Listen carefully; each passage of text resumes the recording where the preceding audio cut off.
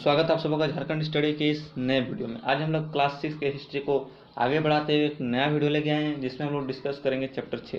Chapter 6 का नाम है प्राचीन राज्य व्यवस्था ना। चैप्टर 6 का क्या नाम है? प्राचीन राज्य व्यवस्था। पिछले क्लास में हम लोग ने चैप्टर 5 को देख लिए थे। जो बच्चे नहीं देखे वो जाकर चैप्टर 5 को देख ले, अन्यथा यह जो चैप्टर है आपको उतना अच्छा से समझ में नहीं आएगा। ठीक, यह चैप्टर बिल्कुल चैप्टर 5 से रिलेटेड है। मतलब इस चैप्टर से जितना भी रिलेटेड हाईलाइट था, जितना कुछ पढ़ना था, हम चैप्टर 5 में ही बता चुके थे।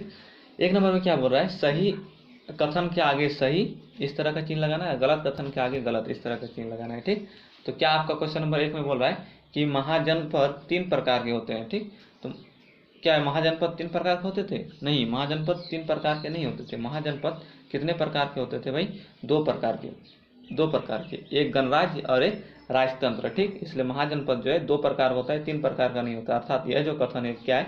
गलत है। गलत के सामने इस तरह का लगा देना है। ठीक, अब देखिए, उत्तर वैदिक काल में पशुपालन का महत्व कम हो गया था। उत्तर वैदिक काल में पशुपालन का महत्व कम हो गया था। यह कथन सही है। कैसे भाई? उत्तर वैदिक काल में लोहा का खोज हो गया, जिससे कृषि का महत्व बढ़ गया था और पशुपालन का महत्व कम हो गया था। पशुपालन का महत्व कब ज्यादा था? ऋग वैदिक काल में। कब? ऋग वैदिक काल में। आपको चैप्टर में हम बता दिए, मतलब पिछले क्लास में इसको अच्छा से बता चुके थे। ठीक, ऋग वैदिक काल में क्या हो गया था? इसका महत्व बढ़ गया था। किसका? पशुपालन का महत्व ज्यादा था ऋग वैदिक काल में, लेकिन कृषि का महत्व कहाँ बढ़ा?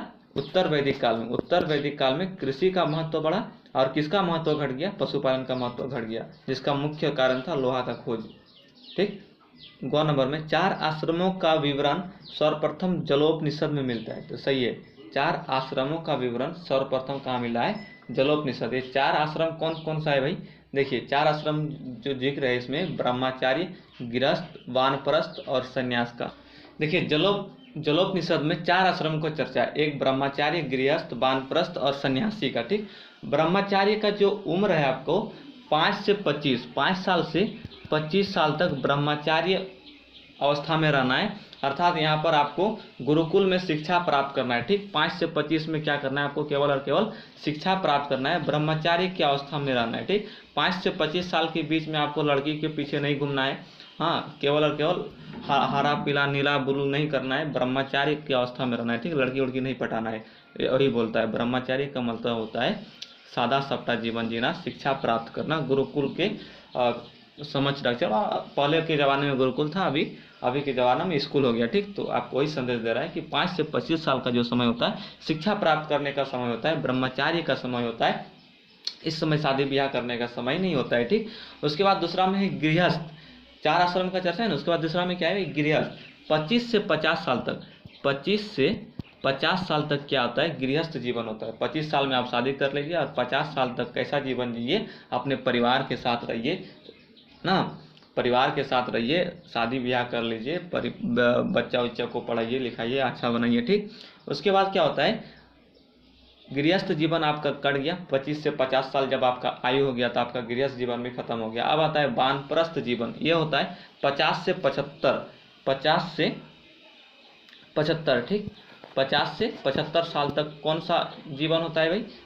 वानप्रस्थ जीवन। ठीक, वानप्रस्थ जीवन, इसमें आपको क्या करना है? सामाजिक तथा धार्मिक जीवन जीना है। ठीक, आप शादी ब्याह कर लिए, 50 साल आपका उम्र हो गया, समाज को कैसे सुधारा जाए, सामाजिक कार्यक्रम को बढ़ावा देना तथा धार्मिक रूप से जीवन जीना है। ठीक, धार्मिक जीवन जीना है। कब? वानप्रस्थ में। तो धर्म को जैसे बूढ़ा आदमी सबको देखे होंगे कीर्तन उर्तन भजन कीर्तन में ज़्यादा ध्यान देता है। नहीं, जो आपका 50 से 75 साल होता है वह कौन सा जीवन होता है भाई? वानप्रस्थ। मतलब आप इसमें समाज के लिए कार्य करें और जो है धार्मिक जीवन व्यतीत करें। और जैसे कि आप भजन कीर्तन ये सब हो गया, ये सब कब करने का उम्र बोलता है? 50 से 75। और जो लास्ट है सन्यासी जीवन। ठीक, 75 साल के बाद जब आप सब कुछ कर लिए, शिक्षा प्राप्त कर लिए, शादी ब्याह कर लिए, परिवार बसा लिए, उसके बाद समाज का कार्य कर लिए, धार्मिक अनुष्ठानों में अपना भागीदारी योगदान दे दिए, उसके बाद आप क्या कर लीजिए? संन्यास ले लीजिए। 75 साल से अधिक उम्र वाले को क्या कर लेना चाहिए? सन्यासी जीवन जीना चाहिए। मतलब वन में तपस्या करना चाहिए। क्या करना चाहिए? तपस्या करना चाहिए। लेकिन कोई ऐसा करता है? कोई नहीं करता है। ब्रह्मचार्य में ही देखिएगा, आजकल शादी कर लिया, 10-15 साल हुआ लड़का सबका, 15 साल होता है लड़का सबका और क्या कर लेता है? शादी कर लेता है। ऐसा नहीं है, 25 साल तक कम से कम आपको ब्रह्मचारी जीवन जीना चाहिए, ठीक। उसके बाद गृहस्थ, उसके बाद वानप्रस्थ, उसके बाद संन्यास। तो ये इसकी चर्चा किसमें मिलती है? जालोपनिषद में, ठीक। जालोपनिषद में 4 आश्रमों की चर्चा मिलती है, ठीक। नंबर में 4 आश्रमों का विवरण जालोपनिषद में मिलता है। उत्तर भारत में 14 बड़े महाजनपद में विभाजित था। उत्तर भारत 14 बड़े महाजनपदों में विभाजित था, ये भी सही होगा, ठीक। उत्तर भारत में 14 बड़ा महाजनपद था। भारत में कुल कितने महाजनपद थे? 16 महाजनपद थे, जिसका चर्चा आपको अंगुत्तर निकाय नामक पुस्तक में देखने को मिलता है, ठीक। इस 14 जो महाजनपद था वो केवल और केवल उत्तर भारत में था। उत्तर भारत मतलब ऊपर तरफ, जैसे ये भारत है ना भाई सब। देखिए 1 मिनट सकेंगे बनाने, देखिए मिल गया लगभग में, ये हो गया। तो इसके बाद नीचे आएगा, तो उत्तर भारत में जो था 14 बड़ा महाजनपद उत्तरी भारत में था, ठीक। उसके बाद यहाँ पर नहीं बना हाथ से उतना अच्छा मैप, लेकिन आप समझ लीजिए कि उत्तर भारत मतलब ऊपर वाला भाग जो है, वहाँ पर 14 बड़ा महाजनपद, 14 महाजनपद उत्तर भारत में था, जबकि 2 महाजनपद दक्षिण भारत में था, ठीक। तो ये भी सही हो जाएगा आपका घ नंबर में। 2 का क में क्या है? राजा अश्वमेध यज्ञ को क्यों आयोजित करता था? तो आपको यज्ञ के बारे में पिछले चैप्टर में ही पढ़ा दिए थे। जो बच्चे नहीं देखे हैं पिछले चैप्टर को जाके देख लेता, अच्छा समझ में आएगा, ठीक। अश्वमेध यज्ञ क्यों करता था? अपने क्षेत्र के विस्तार के लिए करता था। देखिए राजा अपने क्षेत्र के विस्तार के लिए अश्वमेध यज्ञ करता था, ठीक। क्षेत्र यहाँ पर छूट गया, क्या लिए छूट गया, आप लिए लिख दीजिएगा, क्या लिख दीजिएगा? लिए ना, क्षेत्र विस्तार के लिए, ठीक। विस्तार के लिए क्या करता था भाई? यज्ञ करता था ना। राजा अपने क्षेत्र विस्तार के लिए अश्वमेध यज्ञ करता था। इसमें घोड़ा को यज्ञ करके छोड़ दिया जाता था। एक घोड़ा रहता था, उसको यज्ञ करके छोड़ दिया जाता था, और घोड़ा जितने क्षेत्र में जाता था, जो कोई राजा, मान लीजिए हम राजा है, ठीक, और आप भी कोई अलग राजा है, ठीक, तो हम क्या किए, एक घोड़ा यज्ञ किए, उसमें एक घोड़ा छोड़ दिया। यदि आप राजा है, आपका भी एक कोई क्षेत्र होगा, यदि उस क्षेत्र में घुस गया और आप यदि घोड़ा नहीं पकड़े तो वह क्षेत्र मेरा हो जाएगा। यदि आप घोड़ा पकड़िएगा तो फिर आपको मुझसे क्या करना होगा? युद्ध करना होगा, ठीक। यदि आप युद्ध नहीं करेंगे तो जो आपका क्षेत्र था वो मेरा हो जाएगा, आपको मेरे अधीन कार्य करना होगा, ठीक। तो इसलिए राजा अश्वमेध यज्ञ करता था। क्यों भाई? क्षेत्र विस्तार के लिए। जब कोई राजा शक्तिशाली हो जाता था, उसको लगने लगता था कि हमसे अब कोई नहीं सकेगा, तो अश्वमेध यज्ञ करता था। एक टाइप का समझिए तो झगड़ा, ठीक, झगड़ा करने के लिए अश्वमेध यज्ञ किया जाता था, क्षेत्र विस्तार के लिए।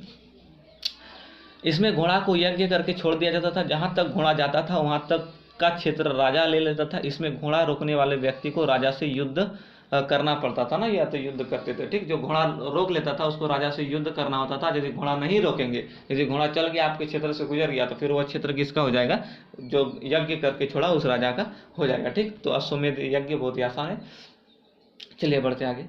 देखिए ख नंबर में कुरु जनपद में कितने जन शामिल थे, उनके नाम लिखिए। कुरु जनपद में 2 जन शामिल थे। कितने जन भाई? 2 जन शामिल थे।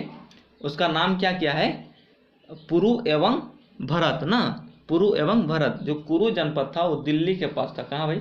दिल्ली के पास। मान लीजिए कि ये भारत है, कुरु जनपद कहाँ था भाई? दिल्ली और हरियाणा के क्षेत्र में क्या था? कुरु जनपद था, ठीक। यहाँ इस जगह पर ये भारत है आपका, ये भारत है, ठीक। जो कुरु जनपद था वो कहाँ था? दिल्ली और हरियाणा में। ये दिल्ली हो गया, यहीं पर इसी जगह पर दिल्ली और हरियाणा क्षेत्र था, ठीक। कुरु जनपद में 2 जन शामिल थे, पुरु एवं भरत। जो कुरु जनपद था ये 2 जन को मिलाकर बनाया गया था, ठीक। कुरु जनपद को 2 जन मिलाकर, एक क्या था? एक का नाम था पुरु, एक का क्या नाम था? पुरु, और दूसरे का नाम था भरत, ठीक, भरत, ठीक। तो 2 जन को मिलाकर एक महाजनपद बनाया गया, जिसका नाम पड़ गया क्या? कुरु, सॉरी, जिसका नाम क्या पड़ गया? कुरु ना। चलिए इसको हम ड्रॉ करके इसलिए बताए ताकि आपको बेटर समझ में आए। कुरु जो महाजनपद था वो किस जगह पर था? दिल्ली और हरियाणा के पास। दिल्ली और हरियाणा आपको वहीं पर मिलेगा, ठीक। चलिए देखिए ग नंबर में महाजनपद काल में राजा किन लोगों से कर वसूल करता था? तो महाजनपद काल में राजा पशुपालक, शिकारियों, व्यापारियों, कारीगर से कर वसूल करता था। लोहार, बुनकर, बढ़ई, सुनार को उपकर के रूप में राजा के लिए एक दिन काम करना पड़ता था, ठीक है। तो महाजनपद काल में किससे ये लेता था, कर लेता था भाई राजा? तो पशुपालक मतलब जो पशु का पालन करता था, शिकारियों जो शिकार करता था, व्यापारी मतलब जो व्यापार करता था, ठीक। व्यापारी आप लोग समझते होंगे, और कारीगरों मतलब जो काम करने वाला था, जो घर मकान उकान बनाने वाला था, उससे क्या करता था, कर वसूल करता था। ठीक, और लोहार, बुनकर, बढ़ई, सोनार से क्या करता था, वो कर नहीं लेता था, उपकर के रूप में राजा के पास एक दिन क्या करना पड़ता था, काम करना पड़ता था। ठीक, चलिए घ नंबर में, गणों की सभाओं में समान, घ नंबर में, गणों की सभाओं में समाज का कौन सा वर्ग भाग नहीं ले सकता था। तो गणों की सभाओं में स्त्रियां, दास एवं कर्मकार भाग नहीं ले सकते थे। स्त्रियां, तो स्त्रियां आप लोग जानते हैं लड़की, दास मतलब जो क्या होता था, काम करने वाला था, तो नौकर चाकर, उसको दास बोलता है। ठीक, और कर्मकार, दास मतलब क्या हो गया, जो नौकर चाकर, राजा के घर में दास दासी होता था ना, नौकर चाकर जो होता था। और कर्मकार क्या हो गया, काम करने वाला, जो क्या करता था, कुछ काम करता था, जैसे अभी लेबर ओवर हो गया, वो कर्मकार की कैटेगरी में आ जाएगा। ठीक, तो स्त्रियां, दास एवं कर्मकार को भाग लेने का अधिकार नहीं था। कहाँ भाई, गण की सभाओं में। ठीक, चलिए आपका जो 2 नंबर था वो खत्म हो गया, आप 3 नंबर में आते हैं। उत्तर वैदिक काल में कृषि का महत्व क्यों बढ़ गया। तो देखिए, उत्तर वैदिक काल में कृषि का महत्व बढ़ गया, इसका प्रमुख कारण था लोहा का प्रयोग। ठीक, आप वैदिक काल में पढ़ लिए, जैसे जैसे वैदिक काल में वेद का रचना हुआ था, पिछले क्लास में बता दिए। उसके बाद उत्तर वैदिक काल में क्या हुआ, लोहा का खोज हो गया, जिससे जन क्या बन गया, जो जन था, जन का राजा राजन होता था। ठीक, जन का मालिक कौन होता था, राजन होता था। जन आगे चलकर क्या बन गया, जनपद बन गया, और औद्योगिकरण हो गया, बढ़ गया।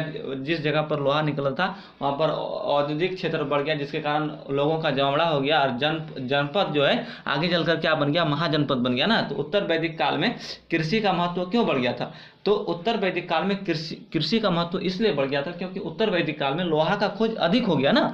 देखिए, इसमें लोहा का प्रयोग, इसका प्रमुख कारण क्या था, लोहा का प्रयोग था। क्यों, क्योंकि उत्तर वैदिक काल में लोहा अधिक मात्रा में मिलने लगा। लोहे के प्रयोग से कृषि में व्यापक बदलाव आया, मतलब लोहे का प्रयोग करने से जो कृषि होता था उसमें बहुत बड़ा बदलाव आया। ठीक, हल के फाल अब लोहे के बनने लगे। हल का जो फाल था, पहले फाल किस चीज़ का बनाता था, लकड़ी का बनाता होगा, पत्थर का बनाता होगा, लेकिन लोहे के खोज हो जाने के बाद जो हल का फाल होने लगा वो किससे बनने लगा, लोहे का बनने लगा, जिससे कठोर जमीन भी आसानी से जोती जाने लगी। ठीक, जो कठोर जमीन था, मतलब जहाँ पर लकड़ी से उसको नहीं जोता जा सकता था, और पत्थर से नहीं जोता जा सकता था, लेकिन लोहा के खोज हो जाने के बाद क्या होने लगा, लोहे की हल बनाने लगा, जिस कठोर जमीन भी आसानी से जोती जाने लगी। ठीक, तो खेती रोपण विधि से शुरू हुई। देखिए, जोत होने लगा, तो पहले क्या करता था, बीज लेता था और जहाँ मन तहाँ छिड़क देता था, जो हो गया भाई वही खेती हो गया। लेकिन जब लोहे का आविष्कार हो गया, हल बनाने लगा, जोतने लगा खेत को, तो उसमें क्या हो गया, रोपण विधि से खेती को शुरू कर दिया। ठीक, खेती रोपण विधि से शुरू होगी। सिंचाई के साधन के रूप में तालाब एवं कुओं के साथ नहरों का उपयोग होने लगा। ठीक, सिंचाई के साधन के रूप में, देखिए हथियार का खोज हो गया, लोहा का खोज हो गया, तो उससे क्या बनाने लगा, हथियार बनाने लगा। अब क्या करने लगा, वो लोग खोद के तालाब बनाने लगा, जहाँ पानी एकत्र करने लगा।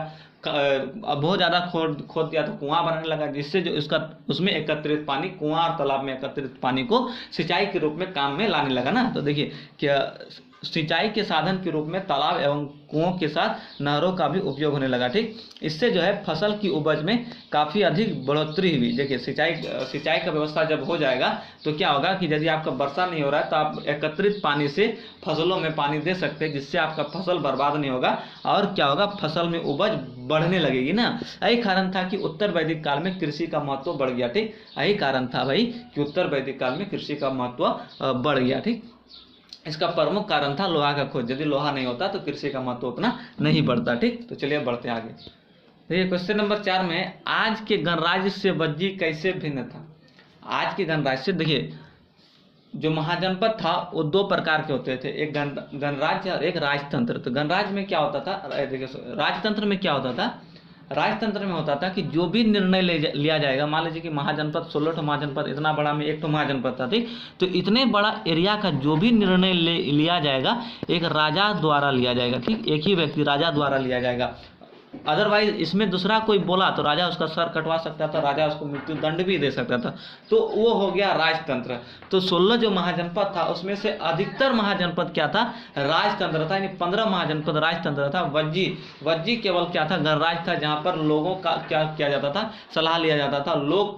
लोग क्या करते थे, उस जगह को, उस शासन को चलाते थे। ठीक, वज्जी जिसका राजधानी वैशाली था, ये बिहार के ऊपर भाग में था। ठीक, तो वज्जी में क्या था भाई, 8 कुल 8 कुल शामिल थे, मतलब इतना बड़ा क्षेत्र, ये मान लीजिए बज्जी है, यहाँ पर 8 राजा थे, 8 कुल शामिल थे। बज्जी में कितना कुल शामिल थे? 8 कुल, मतलब इतने इतने क्षेत्र में अलग अलग राजा हुआ करते थे, 8 ठो, ठीक। और इस बड़े क्षेत्र में जो भी निर्णय लेना होता था, ये 8 राजा आपस में आकर क्या करते थे? बातचीत करते थे, तब इस क्षेत्र के बारे में कोई निर्णय लिया जाता था। मतलब कोई एक व्यक्ति इस चीज़ का निर्णय नहीं ले सकता था, तो उसे नहीं ले सकता था कि उसे क्या करना है और क्या नहीं करना है, ठीक। निर्णय कौन लेता था भाई? सब मिलकर निर्णय लेता था। तो ये क्या हो गया? गणराज्य टाइप का हो गया। और ये हम देख रहे थे, ये क्या हो गया? राजतंत्र हो गया। तो महाजनपद उस समय 2 प्रकार का हुआ करता था, एक राजतंत्र, एक गणराज्य। राजतंत्र में क्या होता था? केवल और केवल राजा निर्णय लेता था, इसमें राजा सर्वोपरि होता था। राजा के अलावा कोई कुछ बोल दिया तो उसको फिर मृत्युदंड मिल जाएगा। यहाँ पर क्या होता था? अलग अलग क्षेत्र में बांट दिया गया। भाई एक बज्जी इतना बड़ा महाजनपद है, इसको 8 भागों में बांट दिया गया, जिसमें प्रत्येक का अलग अलग क्या होता था? राजा होता था। सब आकर क्या करते थे? बातचीत करते थे। सब आकर जब मिलता था तो उसे क्या करते थे? संघ करते थे। 8 राजाओं का जहाँ पर मिलन होता था, मतलब बातचीत होता था, बातचीत करने के लिए जो बैठक होता था, समिति होता था, उसे क्या करते थे? संघ करते थे, ठीक। तो देखिए आज के गणराज्य से बज्जी बोलता है कैसे भिन्न है। देखिए बज्जी भी गणराज्य, उस समय भी लोगों का निर्णय लिया जाता था और आज भी लोगों का निर्णय लिया जाता है, लेकिन आज से बोलता है। देखिए आज भी हम लोग किस चीज में रहते हैं? लोकतांत्रिक में ही रहते हैं ना। इसमें कोई राजा है? कोई राजा नहीं है। इसमें क्या करता है? जनता चुनाव के द्वारा किसी एक प्रतिनिधि को चुनता है और वही शासन चलाता था, ठीक, चलाता है, ठीक। और वहाँ पर क्या था? गणराज्य में क्या था कि प्रत्येक जगह का अलग अलग राजा था, ठीक। तो देखिए हम वही आपको बताना चाह रहे हैं कि आज के गणराज्य और बज्जी के गणराज्य में कैसे भिन्नता थी, ठीक। चलिए देखते हैं। आज के चुनाव के जरिए हम अपने जनप्रतिनिधियों का चयन करते आ रहे हैं, ठीक। आज हम चुनाव के जरिए हम अपने जनप्रतिनिधियों का क्या करते आ रहे हैं? चयन करते आ रहे हैं, जो हमारे देश की शासन व्यवस्था को चलाते हैं। हमारे द्वारा चुने गए प्रतिनिधि देश के प्रत्येक निर्णय को लेते हैं, ठीक। हम जो प्रतिनिधि चुनते हैं वही देश को चलाते हैं। यदि वो गलत काम करेगा तो फिर हम आंदोलन करके क्या कर सकते हैं? उस प्रतिनिधि को उसके पद से हटा सकते हैं, ठीक। उस समय क्या होता था? उस तरह नहीं होता था। बज्जी भी एक गणराज्य था, वो ऐसा नहीं था कि गणराज्य नहीं था, लेकिन इसको अलग अलग 8 भागों में बांट दिया गया था। 8 भागों में बांट दिया गया था। प्रत्येक का राजा होता था और राजा लोग ही आकर क्या करेगा? बातचीत करेगा। इसमें भी जनता का कोई रोल नहीं था। लेकिन यहाँ पर आज हम लोग जो हैं, आज के समय में इसमें जनता का महत्वपूर्ण योगदान हो जाता है। जनता ही क्या करेगा? शासन चुन कर देगा और जनता ही हटाएगा, ठीक। यदि आप जनता किसी प्रतिनिधि को चुन दिया, जैसे आप लोग किसी को वोट देकर उसको क्या बना दिए? वहाँ का मुखिया या तो प्रधानमंत्री, मुख्यमंत्री, जो भी बना दिए, यदि वो गलत काम कर रहा है, वो तानाशाही कर रहा है, तो फिर आंदोलन करके उसके पद से उसे हटा सकते हैं। लेकिन उस समय ऐसा नहीं था। उस समय भी लोगों का क्या होता था? सहमति होता था, लेकिन अलग अलग 8 राजाओं, प्रत्येक जगह का अलग अलग राजा होता था, ठीक। लेकिन बज्जी में 8 कुलों का संघ था। देखिए, लेकिन बज्जी में क्या था भाई? 8 कुलों का संघ था। प्रत्येक कुल का अलग अलग राजा होता था। प्रत्येक निर्णय को लेने के लिए इन राजाओं का एकत्र होना जरूरी था, जिसमें सभी अपने अपने तथ्य या विचार को सामने रखते थे, ठीक। तो इसी प्रकार से डिफरेंट आप आज के गणराज्य और बज्जी के गणराज्य में देख सकते हैं, ठीक। तो इसको और एक बार पढ़ लेते हैं। आज के चुनाव के जरिए हम अपने जनप्रतिनिधियों का चयन करते आ रहे हैं, जो हमारे देश की शासन व्यवस्था को चलाते हैं। हमारे द्वारा चुने गए प्रतिनिधि देश के प्रत्येक निर्णय को लेते हैं। लेकिन बज्जी में 8 कुलों का संघ था। प्रत्येक कुल का अलग अलग राजा होता था। प्रत्येक निर्णय को लेने के लिए इन राजाओं का एकत्र होना जरूरी था, जिसमें सभी अपने अपने तथ्यों को सामने रखते थे, तब किसी निर्णय को लिया जाता था, ठीक। चलिए बढ़ते हैं आगे। देखिए, मगध सबसे महत्वपूर्ण महाजनपद क्यों बन गया था? मगध जो एक महाजनपद था, कितना महाजनपद हुआ था भाई? 16 महाजनपद हुआ था। कौन कौन सा? गांधार, काम्बोज, मत्स्य, कुरु, सूर्यसेन, कौशल, पांचाल, चेदी, वत्स, काशी, ये सब बहुत सारा 16 महाजनपद है। तो उसमें एक मगध महाजनपद भी था। उसको बोलता है कि वो इतना सबसे शक्तिशाली और महत्वपूर्ण महाजनपद, 16 महाजनपदों में से सबसे महत्वपूर्ण महाजनपद क्यों बन गया था? तो उसका कुछ कारण तो था बनने का। चलिए पहले मगध महाजनपद को सबसे पहले मगध महाजनपद को समझ लेते हैं, ठीक। सबसे पहले किसको समझ लेते हैं? मगध महाजनपद को समझ लेते हैं। ये आपका क्या है? भारत है, ठीक। ये आपका क्या हो गया? भारत हो गया ना। मगध महाजनपद कहाँ था? इस बिहार वाले एरिया में। इस वाले एरिया में क्या था भाई? मगध महाजनपद था। देखिए, इस वाले एरिया में क्या था? मगध महाजनपद था। यहाँ पर क्या, कौन सी गंगा गुजरती थी? कौन सी नदी गुजरती थी? गंगा नदी गुजरती थी। मगध महाजनपद से गंगा नदी गुजरती थी। यहीं पर आपको कौन सा यमुना नदी भी देखने को मिलेगा जो इलाहाबाद में मिल जाता था, और यहाँ पर आपको सोन नदी भी देखने को मिल जाता था। मगध में मुख्य रूप से कितना नदी गुजरता था? 3 नदी गुजरता था। और नदियों के गुजरने के कारण यह जो क्षेत्र था, यह जो भूमि था, काफ़ी अधिक क्या था? उपजाऊ था। ठीक, मगध महाजनपद कैसा था? उपजाऊ भूमि था। ठीक, और मगध महाजनपद जो था उड़ीसा के क्षेत्र में बाद में फैल गया। ठीक, उड़ीसा वाले क्षेत्र में भी फैल गया। जब कब आया? जब अशोक आया। ठीक, जब कौन आया? अशोक आया, तो कलिंग के युद्ध में उड़ीसा को भी जीत लिया, जिसके कारण देखिए उड़ीसा में काफ़ी अधिक जंगल है। ठीक, जिसके कारण क्या हो गया? जंगल से लकड़ी वगैरह मिलने लगा। लकड़ी से वे लोग काफ़ी अधिक गाड़ियाँ और घर बनाए जाने लगी। ठीक, जो लकड़ी था उससे क्या बनाया जाने लगा भाई? अधिक मात्रा में यहाँ से जंगल था तो जंगल से क्या मिलने लगा? लकड़ी मिलने लगा। लकड़ी से क्या? वे घर, रथ और गाड़ियाँ बनाने लगे।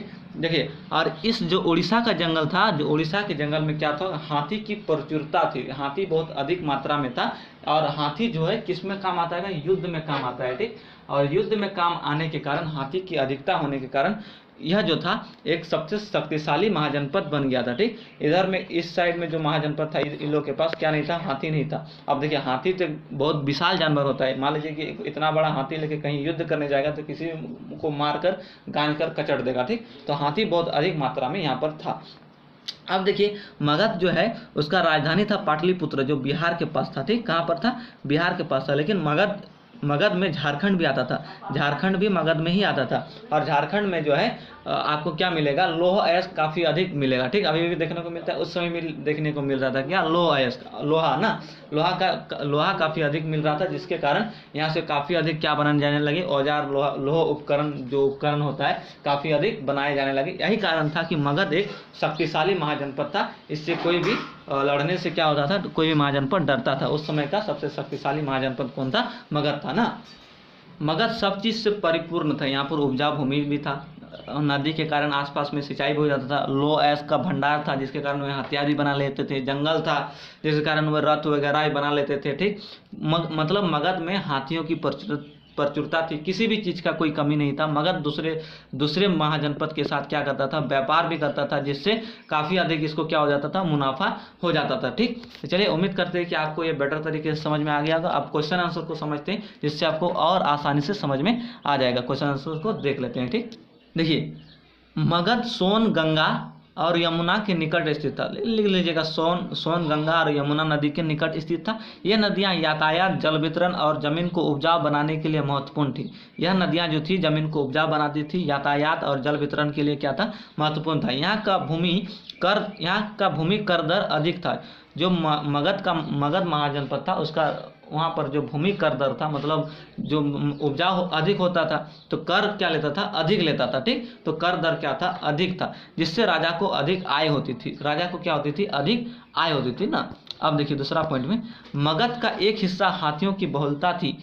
मगध की एक हिस्सा में हाथियों की बहुलता वाले जंगल से भरा था। तो आप अभी पढ़ लिए उड़ीसा वाले जगह जो कलिंग था, पहले के समय में कलिंग महाजनपद था, तो कलिंग में क्या था? हाथियों की बहुलता थी ना। हाथियों की क्या थी? बहुलता थी। ठीक, हाथियों को किसमें शामिल किया जाता था? सेना में शामिल किया जाता था जब युद्ध वगैरह होता था। ठीक, देखिए, और मगध जो कलिंग था, उड़ीसा था, वहाँ क्या था? जंगल था। तो जंगल के लकड़ियों से रथ, घर और गाड़ियाँ बनाए जाते थे। ठीक, लकड़ियों से क्या बनाया जाता था? रथ, घर और गाड़ियाँ बनाई जाती थी। ईंधन के रूप में भी काम होता था किसका? लकड़ी का। ठीक, देखिए, मगध का शक्तिशाली महाजनपद के रूप में उदय के पीछे झारखंड का लौह अयस्क का भंडार का भी महत्वपूर्ण क्या था? योगदान था। ठीक, लौह अयस्क का भी महत्वपूर्ण क्या था? योगदान था ना। अभी आपको बता दिए कि क्या हो रहा था, झारखंड भी मगध में शामिल था, और झारखंड में लौह अयस्क का क्या है? भंडार है, जिसके कारण यहाँ पर क्या हो गया था? लोहा काफ़ी अधिक मिल रहा था, जिसके कारण वे हथियार औजार बना रहे थे लोहा का। ठीक, देखिए चौथा पॉइंट में क्या है?